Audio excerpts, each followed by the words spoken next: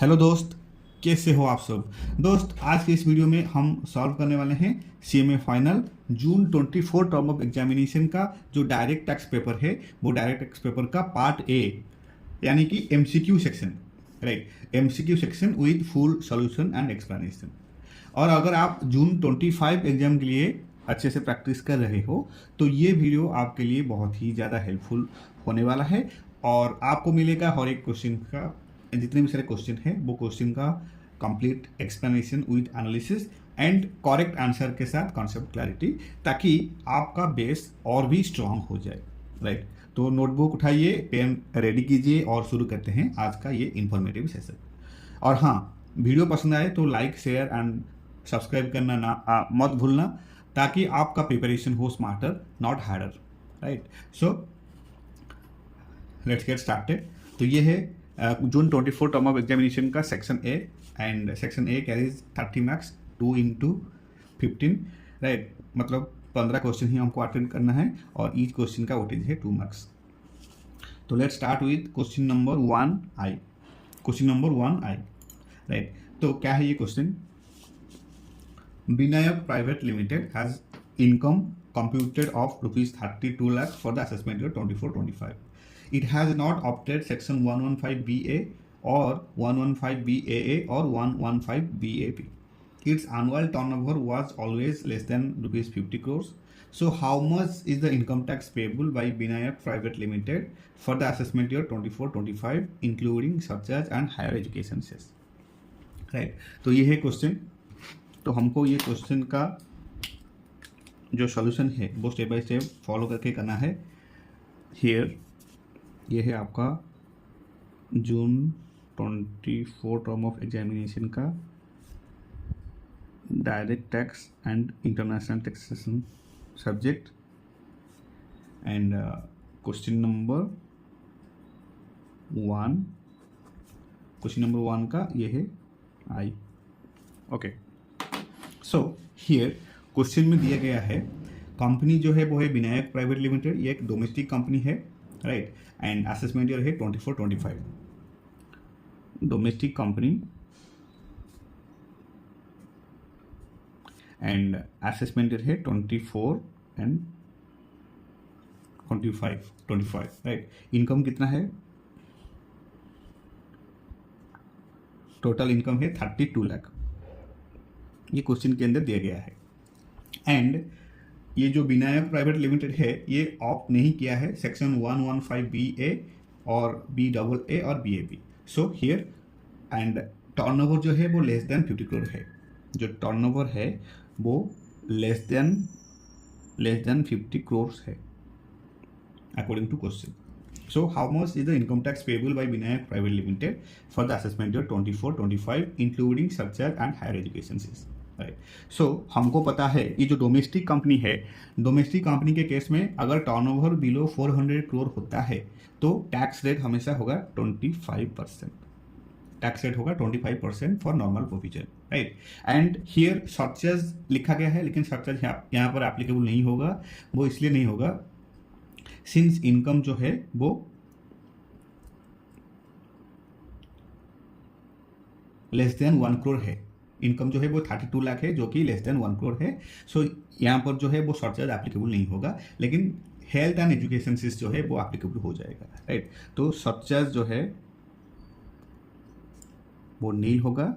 वो इसलिए नील होगा, इनकम जो है वो जो 32 लाख इनकम है ये 1 करोड़ से लेस है, इसलिए सरचार्ज एप्लीकेबल नहीं है। लेकिन हायर एजुकेशन सेस जो है वो एप्लीकेबल हो जाएगा एट द रेट ऑफ 4%।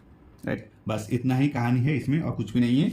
हमको सिर्फ 32 लाख का 25% डोमेस्टिक कंपनी के हिसाब से 25% टैक्स कैलकुलेट करना है। कितना आ रहा है, 32 लाख इंटू 25% कितना आ रहा है, 8 लाख। राइट, और इसमें ऐड करना है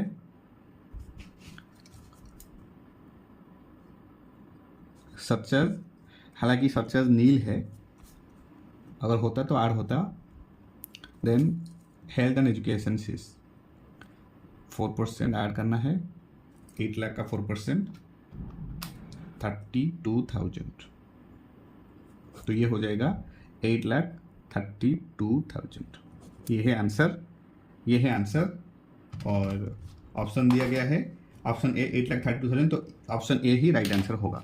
ऑप्शन ए ही ये ऑप्शन ए ही राइट आंसर होगा, 8,32,000। राइट, बहुत सिंपल है, इजी क्वेश्चन था। Then second question, Balu is employed in ABC Limited from 1st November 2023 after he discontinued his business in textiles. So he was given rent-free accommodation at West Bengal from the same date. His basic salary was rupees 1 lakh per month and dearness allowance 50,000 per month, which is also eligible for retirement benefits. Okay, so how much is the perquisite value of rent-free accommodation in the hands of Balu for the assessment year 24-25? Right, तो ये है question. Option दिया गया है 1,80,000, 1,12,000, 75,000 and 37,500। Right, तो इस question को भी अटेम्प्ट करना है।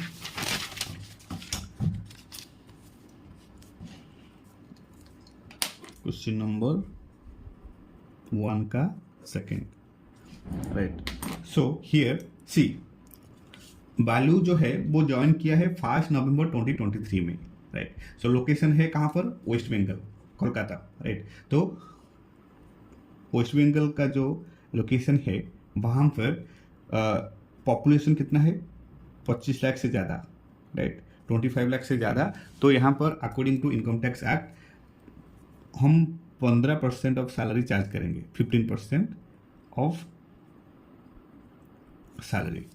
Right, so here you can see basic salary कितना है? 1 लाख। तो बेसिक सैलरी कितना है?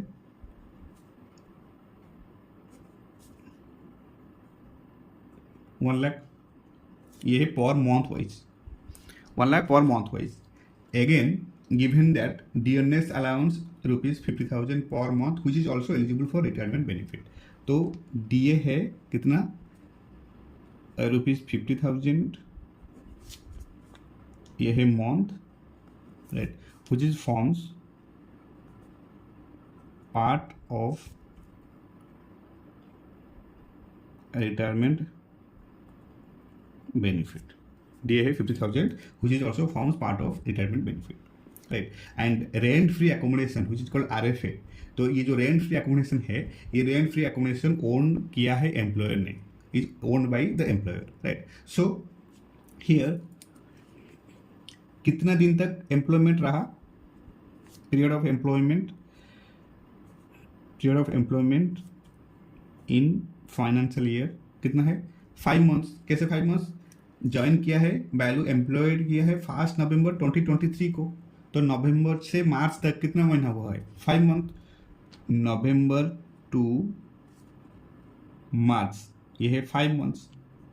राइट, नवंबर, दिसंबर, जन, फेब, मार्च, 5 मंथ्स। राइट, तो अब हमको पता है रेंट फ्री एकोमोडेशन जो कि रूल 3 के अंदर आता है, इनकम टैक्स एक्ट के हिसाब से रूल 3 के अंदर आता है रेंट फ्री एकोमोडेशन का कंप्यूटेशन।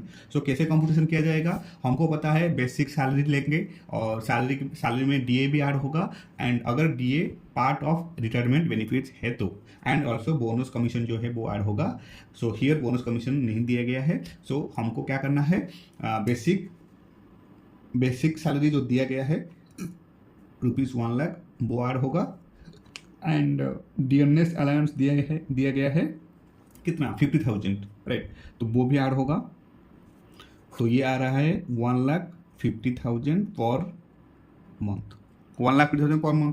राइट, और ये जो 1,50,000 पर मंथ है तो ये 5 मंथ्स के लिए है। राइट, सो 1,50,000 है, ये 5 मंथ्स के लिए है, 5 मंथ्स के लिए है।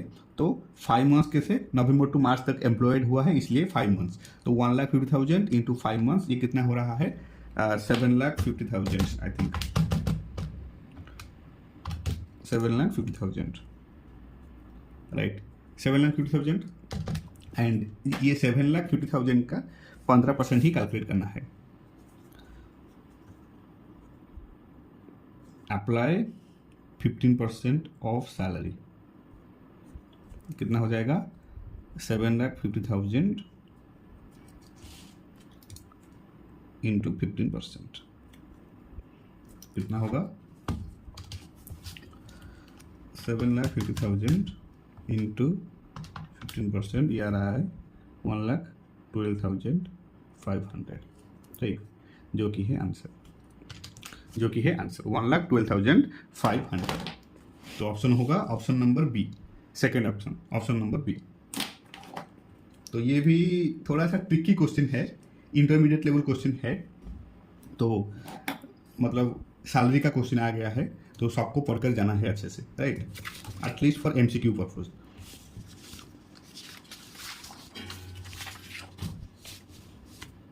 Then next question,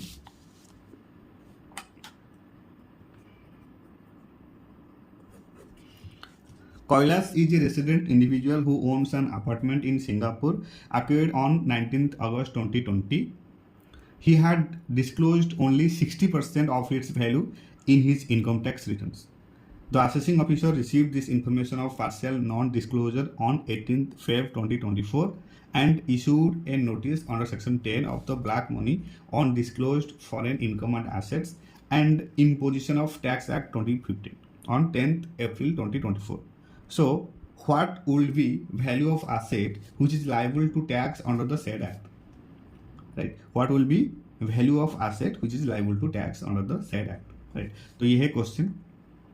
Right? So here, see, Kailas, a resident individual, owns an apartment in Singapore and acquired किया है 19th August 2020 को, and Kailas जो है वो डिस्क्लोज किया है only 60% of its value in his income tax return. So अगर 60% disclose किया है, therefore 40% of the asset value remains undisclosed. अगर 60% डिस्क्लोज किया है, इसका मतलब ये है कि 40% पोर्शन ऑफ 40% जो कि रिमेन्स undisclosed है, right? And information was received by the assessing officer on 18th Feb 2024. So notice issued under the Black Money Act on 10th April 2024, right? तो और हमको पता है जो रिलीवेंट प्रोविजन है section 3 and section 4 of black money act 2015 के हिसाब से, tax is levied undisclosed foreign assets and the value liable to tax is calculated as fair market value on the valuation date which is defined under Rule 3 of the Black Money Rules 2015, and for already acquired assets the valuation date will be यहाँ होगा 1st April of the previous year in which notice is issued under section 10, right?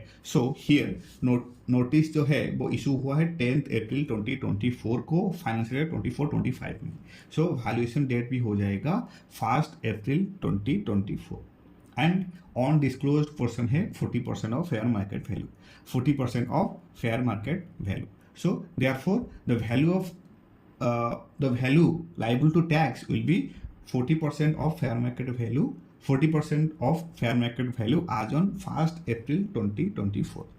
1st April 2024, right? So here answer होगा ये option number C, 40% of fair market value of the asset as on 1st April 2024. 1st April 2024, 40% of fair market value of asset as on 1st April 2024, right? तो option C is the right answer, option C. ये जो आपका black money act 2015 के अंदर पूरे अच्छे से explain हुआ है, 2015 के अंदर अच्छे से एक्सप्लेन हुआ है कि टैक्स जो है, tax is levied undisclosed foreign assets and the value liable to tax is calculated as fair market value on the valuation date defined under Rule 3 of the Black Money Rules 2015. Right. For already acquired assets, the valuation date is 1st April of the previous year in which notice is issued under Section 10. Okay. So next, Sinta Cooperative Society is engaged in manufacturing activity and was set off and registered on 20th April 2023. Its total income computed for the previous year 23-24 was 22,50,000. So how much is the income tax payable by it under section 115 BAE of the Act? Note करना है here, consider both surcharge and health education cess, मतलब यहाँ पर surcharge and health education cess भी applicable होगा। ये भी एक कॉन्सेप्चुअल क्वेश्चन है। चिंता एक कोऑपरेटिव सोसाइटी है जो कि एंगेज हुआ है manufacturing activity which is setup and registered on 20 अप्रैल 23 को, right. So setup and registered on 20 April 23 and here previous year है 23-24, प्रीवियस ईयर है 23-24। टोटल इनकम जो है वो है 22,50,000 जो कि ऑलरेडी क्वेश्चन के अंदर दिया गया है। एंड हमको चेक करना है ये एलिजिबल है कि नहीं under section BAE, right, tax के लिए एलिजिबल है कि नहीं। सो सेक्शन 115 BAE जो है वो आया है फाइनेंस एक्ट 2023 में। सेक्शन 115 BAE जो है वो आया है फाइनेंस एक्ट 2023 में, राइट। ये एप्लीकेबल है टू न्यू कोऑपरेटिव सोसाइटी, ये एप्लीकेबल है new cooperative societies engaged in what? Manufacturing or production set up on or after 1st April 23। ये मैन्युफैक्चरिंग और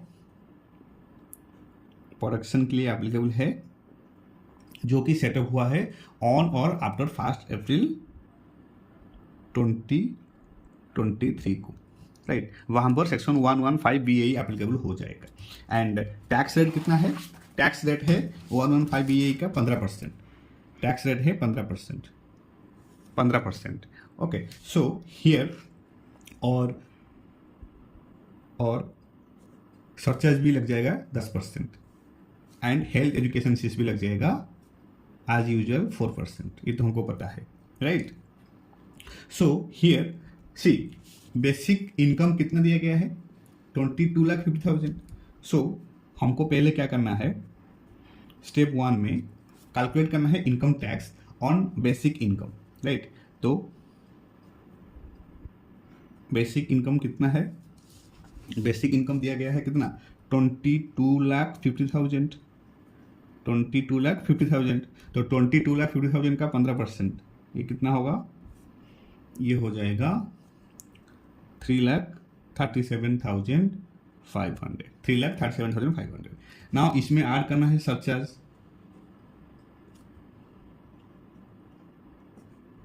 ऐड करना है सरचार्ज कितना 10%, राइट। तो 3,37,500 का 10% हो रहा है 33,750। और क्या ऐड करना है? Health education cess as usual कितना है 4%। तो ये हो जाएगा कितना 3,37,500 प्लस सरचार्ज, ये दोनों को ऐड करेंगे उसका फिर 4% सेस कैलकुलेट करना है।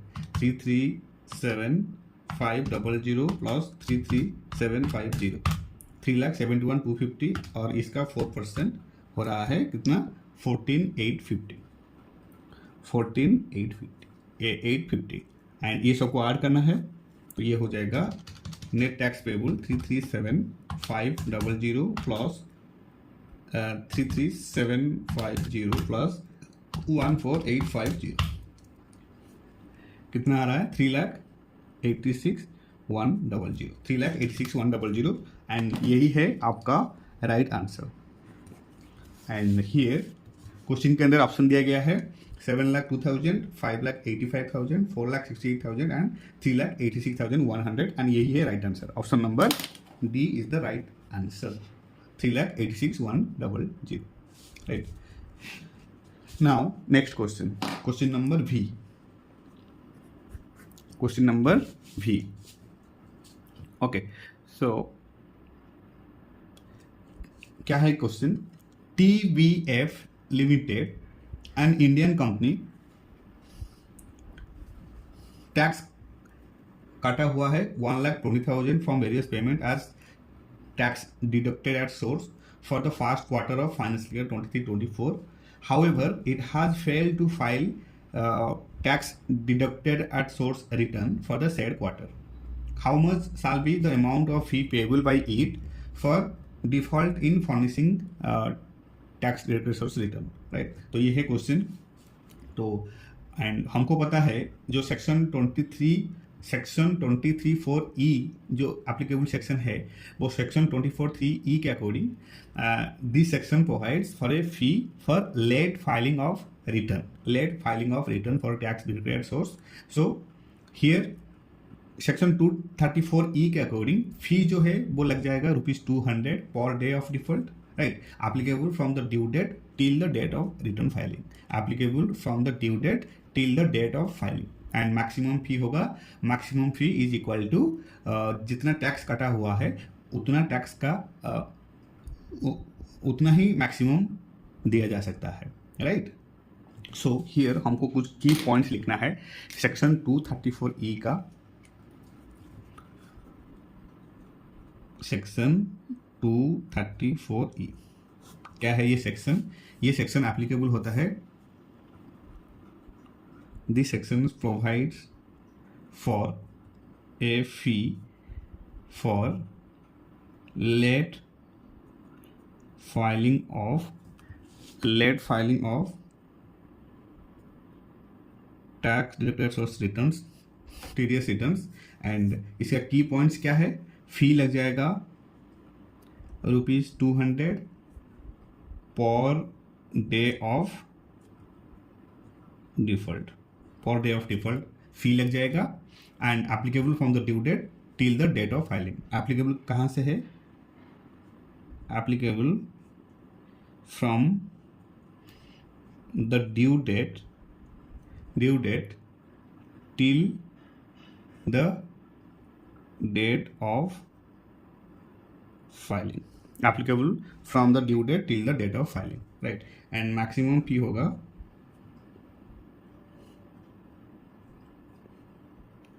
Tax declared source amount, TDS amount deductible या फिर डिडक्टेड,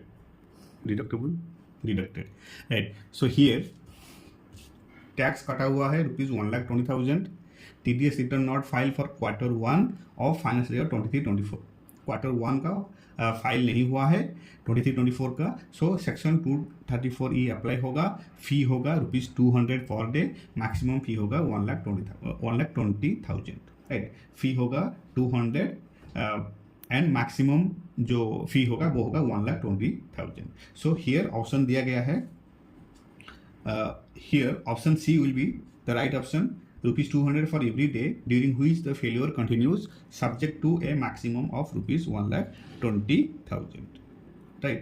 here maximum tax कटा हुआ है 1,20,000 एंड सेक्शन 234(e) के सेक्शन के अकॉर्डिंग फी होगा डिफॉल्ट के केस में ₹200। तो option C will be right answer.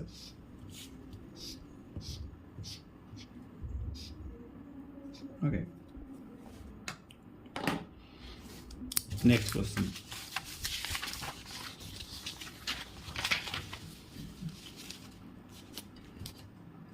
Question number VI।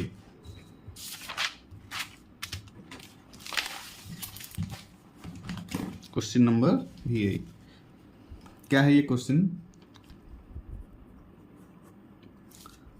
Onil, a resident, has derived short-term capital gain of ₹35,000 from sale of shares in which STT paid, and long-term capital gain of ₹80,000 from sale of shares in which STT also paid, and 9,000 on sale of cryptocurrency which is held for 38 months.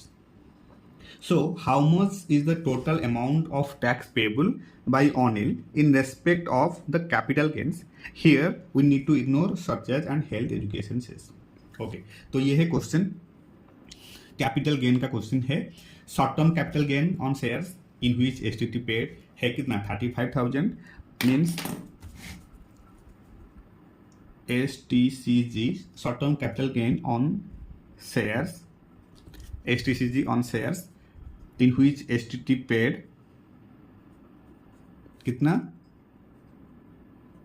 ₹35,000। सो ये tax इसमें short term capital gain में tax लग जाएगा according to section 11A के according 15% and again long term capital gain of rupees 8,000 from sale of shares also in which STT paid. So long term capital gain on shares, long term capital gains on shares also STT paid, यहाँ पर भी STT paid हुआ है कितना rupees, मतलब STT paid हुआ है तो long term capital gain on shares आया है कितना अमाउंट 80,000 राइट ऑन। एंड हमको पता है ये जो लॉन्ग टर्म कैपिटल गेन है, ये long term capital gain section 112A के अंदर फॉल करता है जिसका रेट है 10%, राइट। लॉन्ग टर्म के केस में 10% and short term capital gain के केस में 15%, right. And short term capital gain का सेक्शन है 111A and long term capital gain का सेक्शन है 112A जो कि है 10%, राइट। और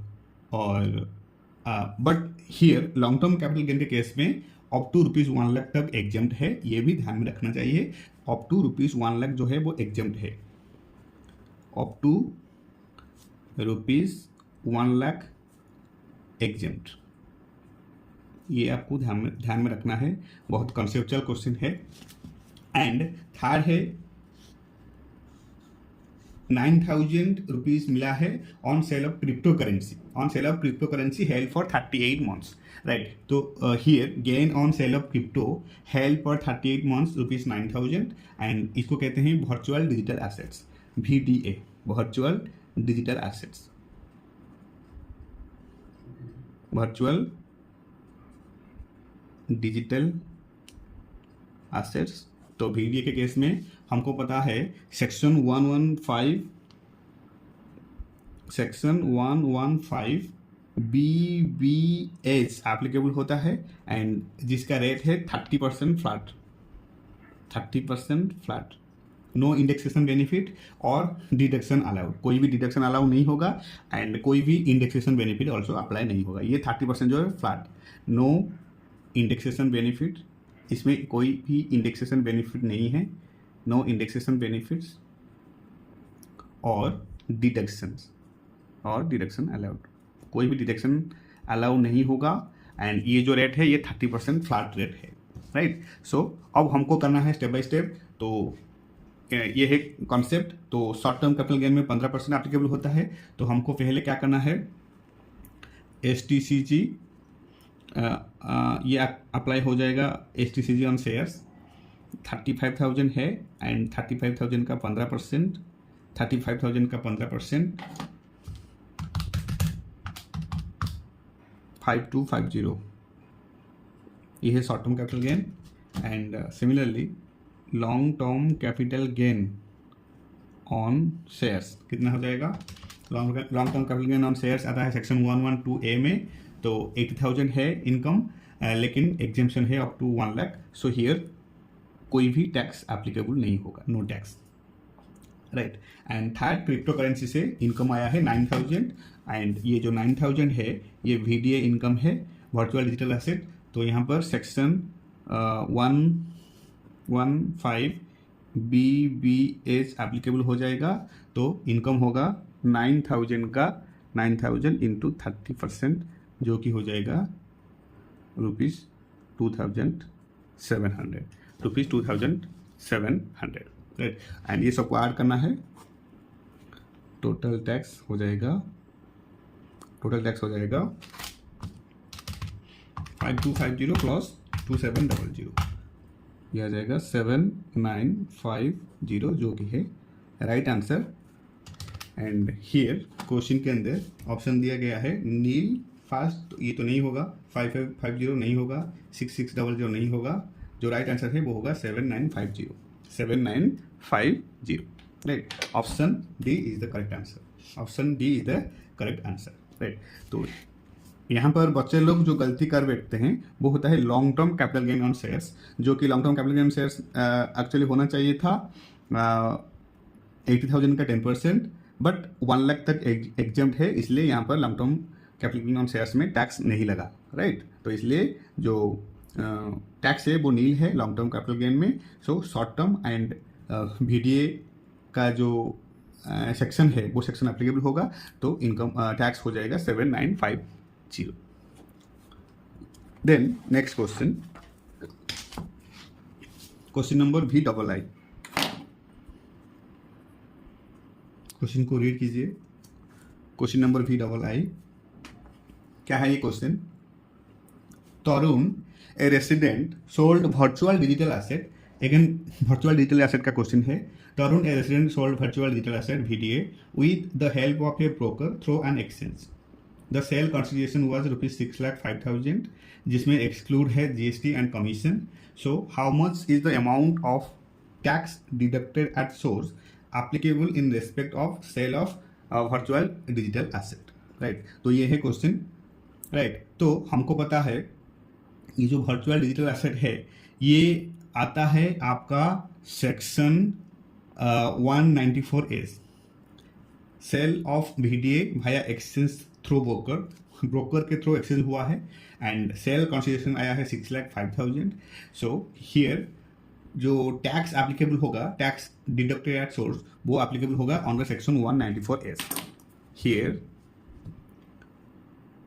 tax deducted at source applicable हो जाएगा under section 194A. TDS applicable on section 194S, right? So here sale consideration कितना दिया गया है आपका? ₹6,05,000, right? And TDS under 194S के अकॉर्डिंग 1% एप्लीकेबल हो जाएगा. कितना एप्लीकेबल हो जाएगा? 1%, right? तो here applies if consideration exceeds ₹50,000 for resident individual, a Hindu undivided family and not in business, or ₹10,000 in other case, right? So who is responsible for that tax deduction? Since the sale is made through an exchange with the help of a broker, ये एक broker के help से sales हुआ है, so the exchange is responsible for tax deduction under section 194S, right? So here जो TDS applicable होगा वो हो जाएगा 6,05,000 का 1% एंड वो हो जाएगा 6,05,000 का 1%, तो ये हो जाएगा 6050, जो कि है आंसर 6050. हियर ऑप्शन दिया गया है 60,500, ये तो नहीं होगा. 30,250 ये भी नहीं होगा. 12,100 ये नहीं होगा. तो 6,050 ये ही राइट आंसर है. तो 6050 is the right answer, right? 6050. सो आपके सब कॉन्सेप्चुअल क्वेश्चन है, तो डीप अंडरस्टैंडिंग होना चाहिए. डायरेक्ट टैक्सेशन सब्जेक्ट का ईच एंड एवरी चैप्टर को पूरे अच्छे से रीड करना है, हर एक सेक्शन को अच्छे से रिवाइज करना है एंड डीप एनालिसिस करना है, राइट? कहाँ पर एप्लीकेबल होता है और रिसेंट अमेंडमेंट को भी हमको थोड़ा सा मतलब देखना पड़ेगा. Now next question number V triple I. क्या है question? Raghav Industries Private Limited was subjected to a search under section 132 and a sum of ₹300 lakhs by way of cash was found as undisclosed income. And Raghav Industries Private Limited has unabsorbed depreciation of ₹200 lakhs. So how much of the unabsorbed depreciation is eligible for setup against cash found as a result of search representing undisclosed income? Right? So here हमको क्या करना है, ये short and seizure का question है, तो यहाँ पर जो सेक्शन है वो एप्लीकेबल हो जाएगा tax on undisclosed income 115 BBE. यहाँ पर जो सेक्शन एप्लीकेबल होगा वो होगा सेक्शन 115 BBE. ये सेक्शन एप्लीकेबल हो जाएगा. ये आपका जो सेक्शन है 115 BBE, ये टैक्स ऑन अनडिस्क्लोज्ड इनकम है. ये किस लिए है? Tax on undisclosed income, tax on disclosed income. Section 115 BE is for tax on undisclosed income, and ये introduce हुआ है to tax on unexplained income such as you can say cash, investment, etc., which is found during search and survey. और here applicable rate है 60%. rate applicable है 60%, और इसमें surcharge and cess भी applicable हो जाएगा. surcharge प्लस सेस ये भी एप्लीकेबल हो जाएगा. एंड हियर ये फ्लैट रेट है ऑन डिस्क्लोज इनकम के ऊपर, एंड टू टैक्स ऑन ये अप्लाई हुआ है, introduce to tax unexplained income, tax on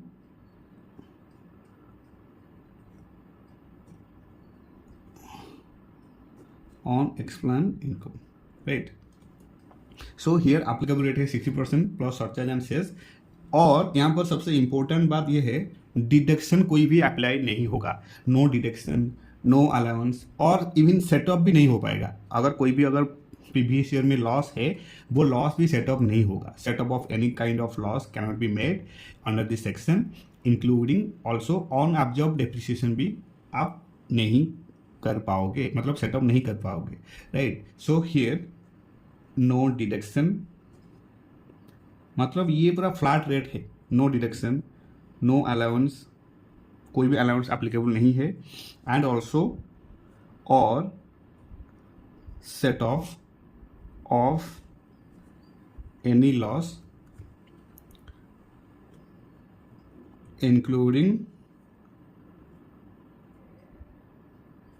on object depreciation is allowed, right. So here you can say in this case on disclosed income जो कि cash found हुआ है sort के द्वारा, कितना फाउंड हुआ है 300 lakhs, right. And unabsorbed depreciation कितना है 200 lakhs. So as per section 115 BBE no set off unabsorbed depreciation is permitted against undisclosed income, right. So here कोई भी अप्लाई नहीं होगा, राइट. तो how much of the on-absorbed depreciation लिखा गया है question, how much of the on-absorbed depreciation is eligible for set off against cash found as a result of sorts representing on disclosed income. तो इसका जो right answer है वो होगा नील. कुछ भी सेटअप नहीं होगा, कुछ भी सेटअप नहीं होगा, चाहे वो कोई भी अलाउंस हो, या फिर कोई भी set off any type of loss हो, या फिर ऑन ऑब्जर्व्ड डेप्रिसिएशन हो, कोई भी यहाँ पर सेटअप नहीं होगा, अलाउ नहीं होगा, राइट. ये फ्लैट रेट ऑफ 60% है, including surcharge plus health education cess. Section 115 BBE. Next question, question number IX. Question number IX read कीजिए. क्वेश्चन नंबर IX को, क्वेश्चन नंबर IX क्या है? स्वामी sold his residential house on 21st April 2023 for ₹110 lakhs and earned long-term capital gains of ₹60 lakhs. He bought a new residential house in March 2024 for ₹55 lakhs in order to claim eligible exemption under the Income Tax Act. So, what would you call this section of Swami reinvesting the long-term capital gain by way of acquisition of a new residential house? Right. So, here, see, ये tax planning, tax evasion, tax management and tax avoidance question है. So, here, see, Swami earned long-term capital gain of ₹60 lakhs from the sale of a residential house and reinvest किया है 55 lakhs in another residential house within the time prescribed under the Income Tax Act and which is likely claiming exemption under Section 54. Section 54 exemption पाने के लिए स्वामी ने invest किया है 55 lakhs in another residential house, right? So Section 54 जो है, Section 54 allow कर रहा है exemption from long term capital gain if capital gains from sale of a residential property are reinvested in another residential property within a specified time, right? So Swami is utilizing a legitimate provision of the law to reduce his tax liability, right? So here दिया गया है कि ये जो case है ये tax planning होगा या टैक्स इवासन होगा या टैक्स मैनेजमेंट होगा या फिर टैक्स अवॉइडेंस होगा, राइट। तो हमको पता है ये जो टैक्स प्लानिंग है, टैक्स प्लानिंग मतलब using legal methods within the law to reduce tax liability. ये लीगल मेथड यूज करके टैक्स लायबिलिटी को रिड्यूस किया जाता है, एंड ऑल्सो ये विद इन लॉ के अंदर है, राइट। एंड टैक्स इवासन क्या है? टैक्स इवासन जो है वो हमको पता है, this is one type of illegally avoiding tax through fraud और concealment. Illegally avoiding tax through fraud और कंसीलमेंट, राइट। तो टैक्स इवासन जो है ये इलीगल है,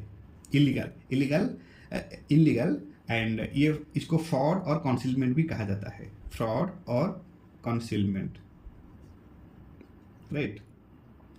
एंड टैक्स मैनेजमेंट क्या है? Tax management means complying with tax laws, filing returns and making timely payments, right? Timely compliances, short में कहा जाए तो timely compliances, इसको कहते हैं tax management. And tax avoidance क्या है? Tax avoidance means using legal loopholes to reduce tax liability and often seen as unethical but legal. ये अनएथिकल है बट लीगल, राइट। मतलब bending the law without breaking it. तो here ये जो स्वामी ने एक रेसिडेंट हाउस को सेल करके और एक रेसिडेंट हाउस में इन्वेस्ट किया, this is one type of tax planning, right. Swami is making use of legal provisions to plan his taxes efficiently, so here tax planning will be the right answer. तो here tax planning हो जाएगा right option, right. Tax planning option number A हो जाएगा tax planning, okay. Then next question number X क्या है ये क्वेश्चन? Higgs limited which has entered into international transactions attracting transfer pricing provisions declared a final dividend of rupees 10% on its paid up capital of rupees 20 crores on 23rd August 2024, and it has received dividend of rupees 8 lakhs gross on 23rd 11th 2023 from a business trust. So how much is the quantum of deduction which is allowable under section 80M? Section 80M के अंदर कितना deduction allow हो सकता है, ये question है। तो section 80M क्या है? ये है deduction in respect of inter corporate dividends. ये क्या है? Deduction in respect of inter corporate dividends, deduction in respect of inter corporate dividends, and ये एप्लीकेबल है from assessment year 21-22 onwards.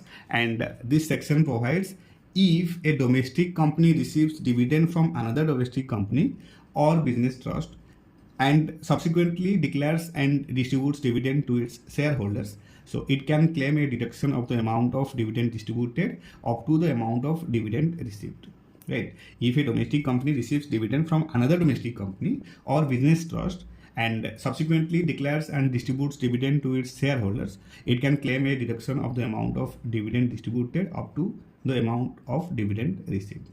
Okay, so here dividend received from business trust कितना है? 80 lakhs 23rd November 2023 को, and dividend declared and distributed by Higgs limited 10% of 20 crore, that is 2 crores। 10% of 20 crore है कितना? 2 crores।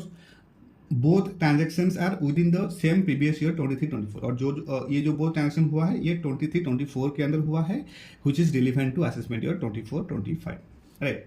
सो section 80M का condition क्या है? Condition ये है, dividend received should be from a domestic company और business trust. Dividend domestic company या business trust से रिसीव होना चाहिए, and dividend should be distributed by the recipient company on और before the due date of filing return under section 139(1), right. Dividend should be distributed by the recipient company. Recipient company ने dividend को distribute करना चाहिए on और before the due date of filing return under section 139(1). Right. Deduction, और एक condition है, deduction allow होगा lower of dividend receipt और dividend distributed. Right. So here जो डिडक्शन लोअर है वो है 80 लाख, तो 80 लाख ही एप्लीकेबल होगा। Right. So here section 8M का कंडीशन भी लिख लेते हैं। Section 8M which is for deduction in respect of inter corporate dividend, and इसमें कुछ कंडीशन है जैसे कि dividend received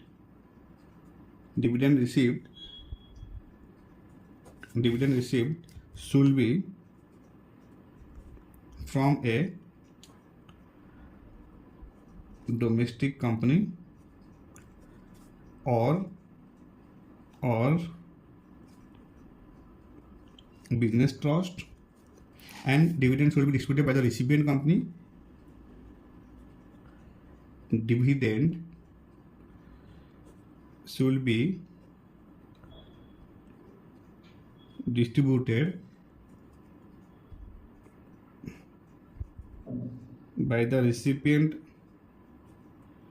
company on or before the due date of filing return under section 139(1). Right. And dividend is equal to lower of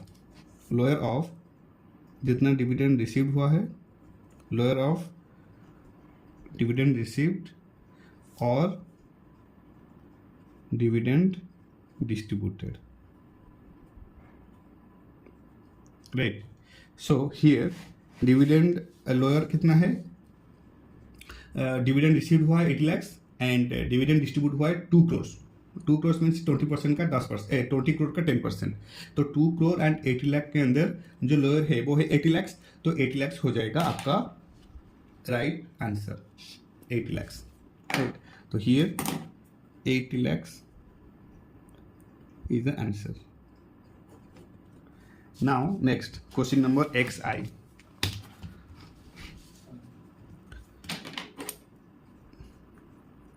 Question number XI.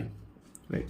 So for robots INC of Italy, which of the following would mean that it has a permanent establishment PE in India? तो ये international taxation का question है। Option दिया गया है, use of facilities solely for the purpose of storage और display of goods belonging to the enterprise, या फिर operating a factory in India, या फिर maintenance of goods belonging to the enterprise solely for the purpose of processing by another enterprise, या फिर maintenance of fixed place of business solely for the purpose of purchasing goods और merchandise और of collecting information for the enterprise. इसमें कौन सा right option होगा? सी, determine जब करेंगे to determine which of the following situations constitute a permanent establishment which is called PE for robot INC of Italy in India, we first refer to the double taxation avoidance agreement. Double taxation avoidance agreements means DTAA, right? And also OECD model tax convention को हमको सी करना पड़ेगा। And तो permanent establishment के जो definition है वो है a fixed place of business through which the business of an enterprise is wholly और partly carry on. A fixed place of business through which the business of an enterprise is wholly और partly carry on.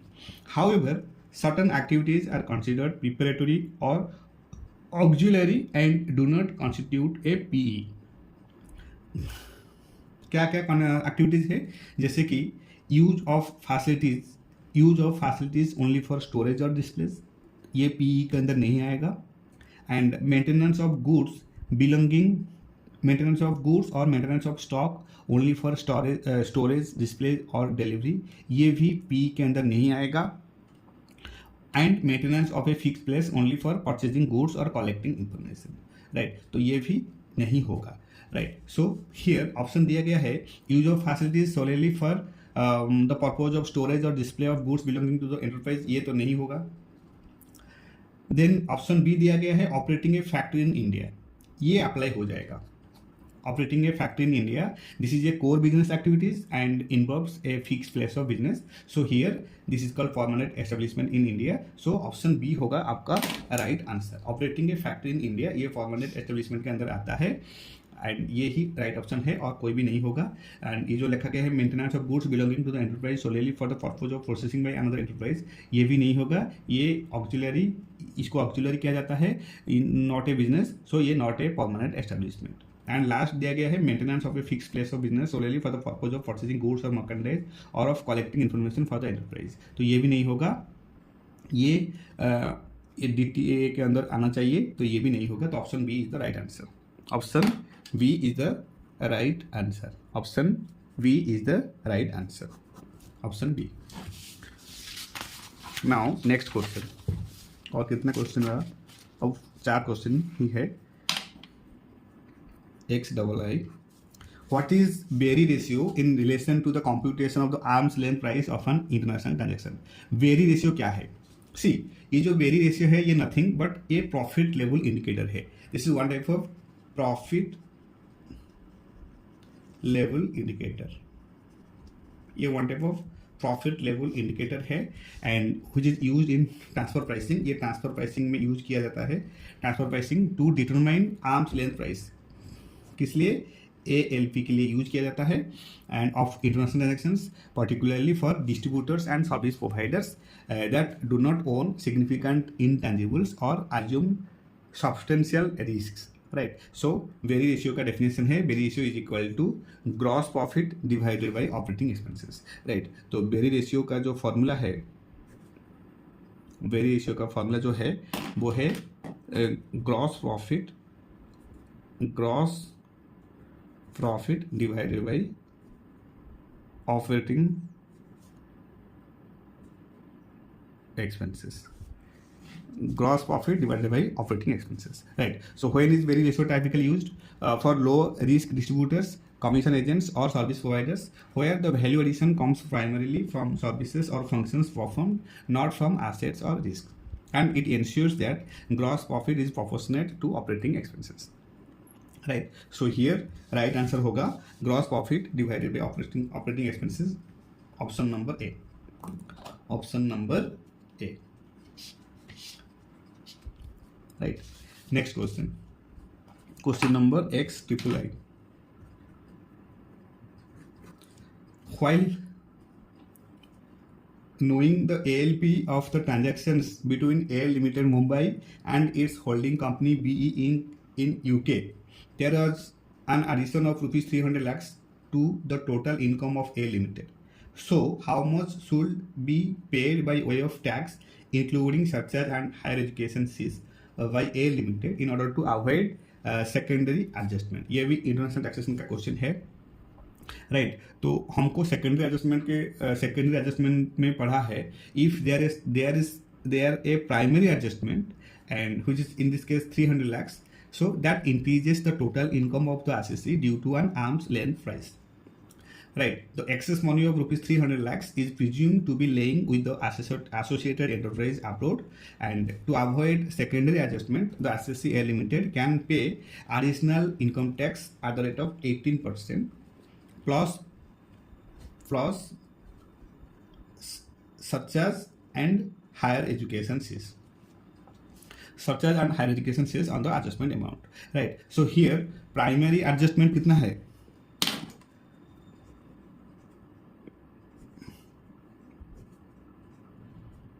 Primary adjustment है 300 lakhs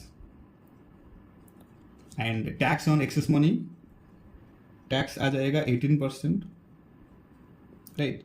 18% आ जाएगा, 18% of था 300 lakhs, 300 का 18% कितना आ रहा है? 54 लाख आ रहा है. एंड सरचार्ज आ जाएगा, सरचार्ज यहाँ पर 12% एप्लीकेबल हो जाएगा, 12% ऑन 54 lakhs. तो 12% 54 लाख ये हो जाएगा 54 लाख इंटू 12%, ये हो जाएगा 6.48 लैक्स, 6.48 लैक्स। तो ये हो जाएगा 54 plus 6.48 lakhs means 60 lakh 48,000, 60 lakh 48,000, right. और इसमें अगेन ऐड करना है हेल्थ एजुकेशन सेस 4%, ये भी ऐड हो जाएगा। तो 60 लाख 48,000 इंटू 4% कितना आ रहा है, 2,41,920। तो ये हो जाएगा 2,41,920, राइट। तो ये सबको ऐड करना है, 60 लाख 48,000 प्लस 2,41,920, तो ये कितना हो रहा है, 62,89,920। ये है आंसर, 62,89,920, जो कि है option number B, option number B. Okay, so next question, question number XIV। Mittal Limited Pune exported goods to its holding company Glory Limited UK for 20 crore and it has failed to keep and maintain information and documents in respect of 5 crore. So how much is the quantum of penalty leviable for such failure in the hands of Mittal Limited? ये है question. Option दिया गया है 1,50,000 या फिर 5 लाख या फिर 10 लाख या फिर 25 लाख। सी हमको पता है हियर सेक्शन 271A1 के according penalty for failure to maintain documents for international transactions. इसका मतलब क्या है, penalty for failure to maintain documents for international transactions, right? So here if an assessee fails to maintain the prescribed documentation as required under section 92D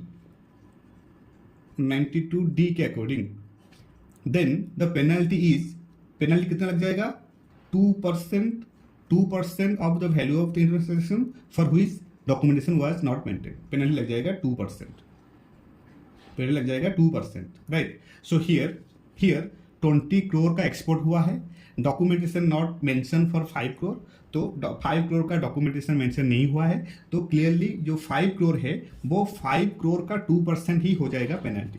तो here 5 crore का 2% ही हो जाएगा आपका penalty, right. तो 5 करोड़ का 2% होता है 10 लाख, 5 करोड़ का 2% होता है 10 लाख, यही है पेनल्टी, राइट।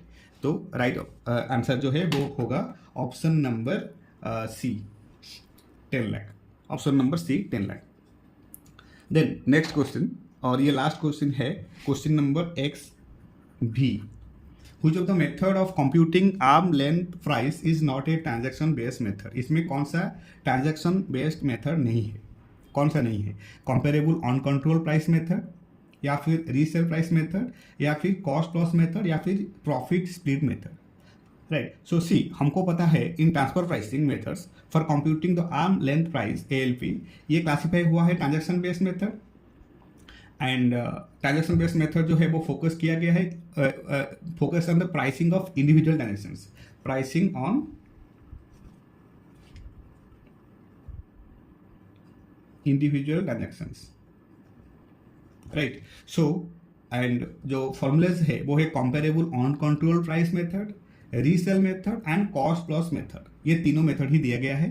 बट जो प्रॉफिट बेस्ड मेथड है, profit based method means this analyse the net profit margin rather than individual transaction prices, right. Profit split method या फिर transaction net margin method, right. तो इसलिए प्रॉफिट स्प्लिट मेथड ये नहीं होगा, ये ट्रांजैक्शन बेस्ड मेथड नहीं है, ये जो ऑप्शन नंबर डी है ये ट्रांजैक्शन बेस्ड मेथड नहीं है, because it is a profit based method and not a transaction based method. ये प्रॉफिट बेस्ड मेथड है, ये ट्रांजैक्शन बेस्ड मेथड नहीं है, इसलिए option D is the right answer, option number D is the right answer, option number D. Okay, so ऐसे ही पूरे के पूरे 15 क्वेश्चन जितने भी थोड़े MCQ क्वेश्चन था जून 24 टर्म ऑफ एग्जामिनेशन का, मैंने पूरे अच्छे से एक्सप्लेन करके विद वैलिड रीजन के साथ जो राइट ऑप्शन है वो सिलेक्ट किया।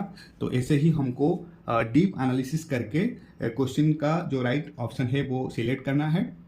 डायरेक्ट एक्सेशन में थोड़ा सा डीप एनालिसिस करना है और डायरेक्ट एक्सेशन में स्कोरिंग है, सो थोड़ा सा अगर दिमाग लगाएंगे तो MCQ में 30 मार्क्स से लगभग 24 to 26 मार्क्स आ जाएगा आराम से, राइट। ऐसे ही 2 या 3 क्वेश्चन ऐसे ही गलत हो जाते हैं, लेकिन मैक्स टू मैक्स 26 मार्क्स तो आ जाएगा, राइट। सो एंड इसके नेक्स्ट वीडियो में जो लॉन्ग टाइप क्वेश्चन है वो भी डिस्कस करना है from question number 2 to onwards, right. So this is it from my side.